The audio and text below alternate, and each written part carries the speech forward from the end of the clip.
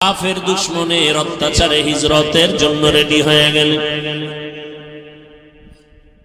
নবী একদিন আবু বকরকে কানে কানে আওয়াজ দিয়ে বলেছিলেন, আবু বকর আপনি আমার সাথে হিজরতের সঙ্গী হয়ে যাবেন।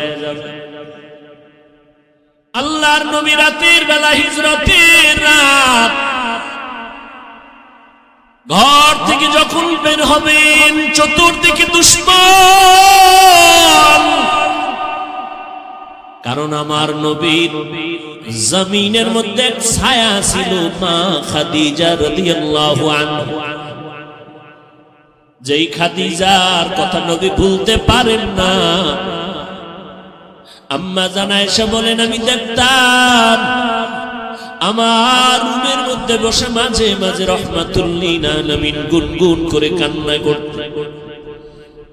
আমি বলতাম, নবী কেন কাঁদেন? আমি আয়েশার কোনো বেয়াদবির কারণে কাঁদেন নাকি? বলে না রে আয়েশা, কাঁদি না।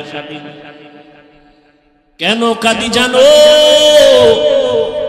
আমার অন্তরে যখন খাদিজার কথা মনে পড়ে যায়, আমি চোখের পানি ধরে রাখতে পারি না রে আয়েশা। কারণ তোমারে বুঝাইতে পারবো না রে আয়েশা, তুমি আমার সুখের দিনের বিবি, আর খাদিজা আমার দুঃখের সময়ের বিবি। যেই সময় মক্কা নগরীতে আমার ঘর নাই, বাড়ি নাই, আমার মা নাই, আমার বাবা নাই, আমি বাবা বলে ডাকতে পারি না, আমি অসহায়।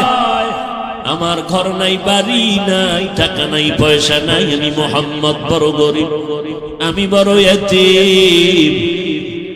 ওই সময় খাদিজা আমাকে স্বামী বলে বরণ করে নিয়েছে।